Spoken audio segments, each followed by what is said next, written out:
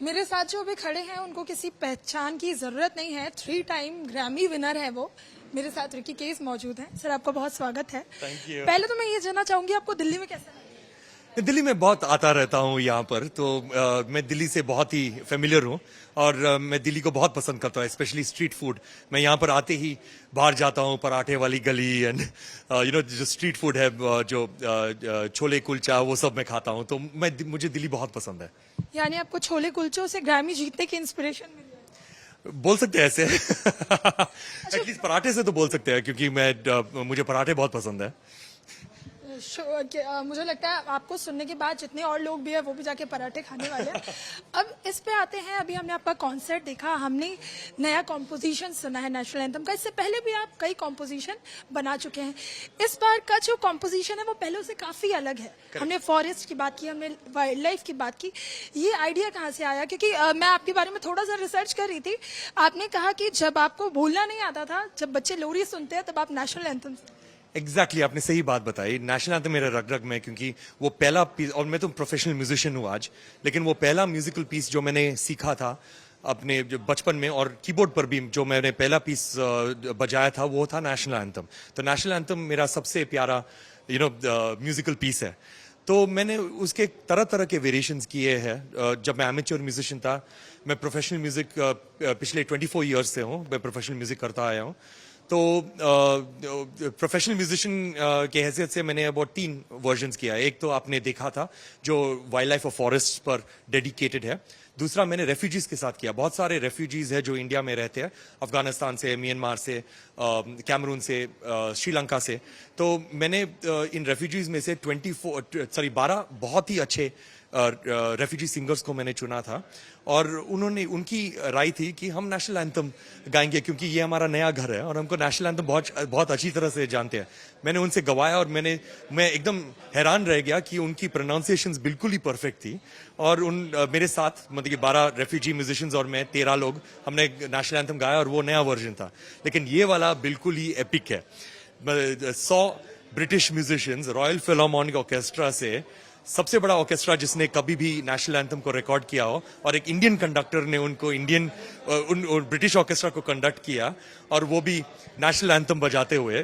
और ये मतलब कि उन्होंने हम पर 200 साल के लिए राज किया है। तो ये बहुत ही हिस्टोरिक मोमेंट है, एटलीस्ट मेरे लिए। मेरा अगला सवाल यही था, लेकिन आपने जवाब दे दिया कि कितना प्राउड मोमेंट था वो, जिन्होंने हमें रूल किया। हम उनके साथ अपना नेशनल एंथम प्ले कर रहे हैं। कंपोजिशन किया है आपने, और वो भी ये जानते हुए कि 200 साल के जाने के जश्न में ही हमने ये नेशनल एंथम बनाया। करेक्ट है एक्चुअली। तो this it feels very very good, it feels very very good, and also the national anthem deserves this kind of an epic scale. और जैसे मैंने कहा, मैं तरह तरह के वर्जन्स किया है नेशनल एंथम के लिए, लेकिन ये मेरा पेन अल्टीमेट वर्जन है, क्योंकि अब मैं सोच रहा हूँ कि ये मेरा सबसे अच्छा वर्जन है, इससे बेहतर मैं कभी नहीं कर पाऊंगा। तो ये मेरा फाइनल वर्जन है। अभी मुझे जैसे नेशनल एंथम को सजाना था, मैंने सजा लिया। अच्छा, एक और चीज हम देखते हैं, पीएम मोदी के बारे में आपने कई जगह बोला है, कई इंटरव्यूज में बोला है कि जब आपने ग्रैमी जीता आप उनसे मिलने गए।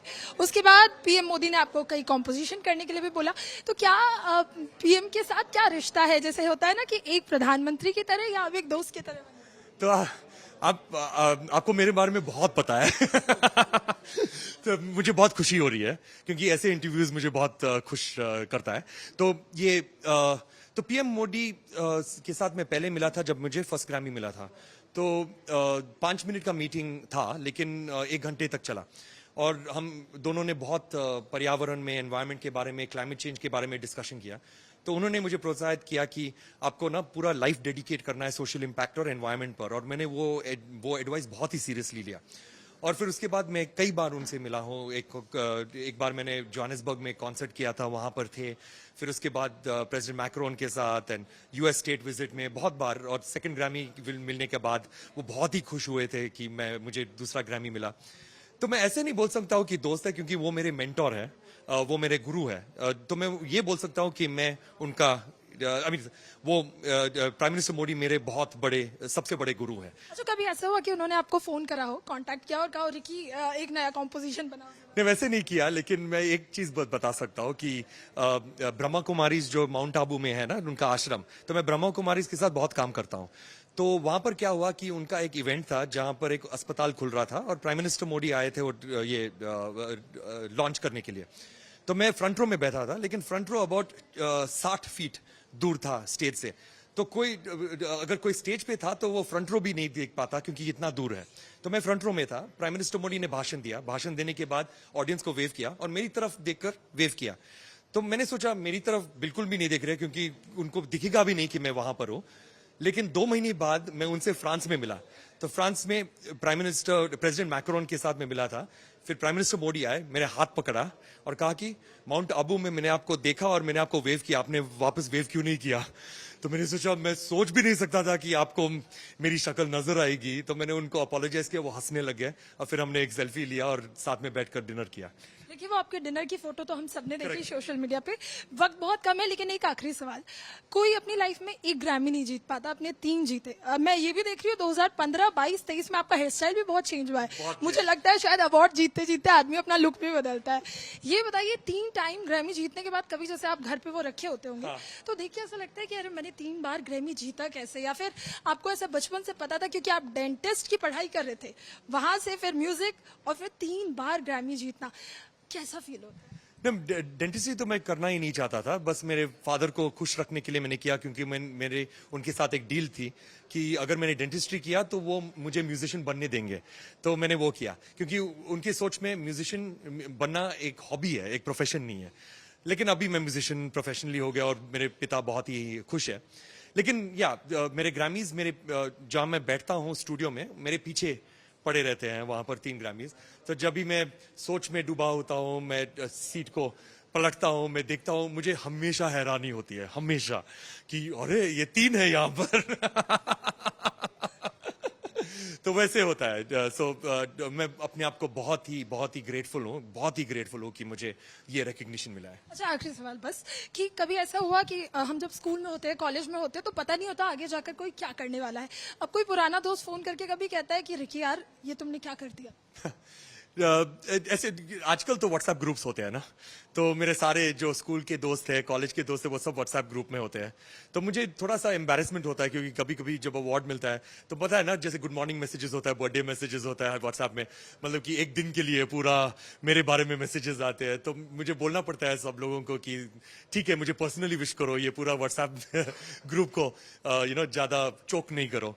तो आई मीन दैट, लेकिन मेरे दोस्त बहुत ही प्यारे हैं और मुझे बहुत खुशी होती है जब वो मुझे विश करते हैं। अच्छा, एक सवाल रचित से यहाँ बहुत अहम हो जाता है। अभी जब स्टेज पे थे रिकी, तो उन्होंने कहा कि अब वो आपके परिवार का हिस्सा बन गए हैं, तंग करते रहेंगे। क्या आप तंग होने को तैयार हैं? तंग इनके माइंड में होते हैं। हम तो बहुत इंजॉय करते हैं। सर के पास हमारे लिए टाइम ही नहीं है, बिकॉज मैं कॉल करता हूँ तो अभी आज मैं यूएस में हूँ, फिर आज मैं फ्रांस में हूँ, आज मैं बैंगलोर में हूँ, आज मैं किसी और कंट्री में हूँ। I mean I think he is in the country for what 5 days out of 30, am I, or is that too much? But no.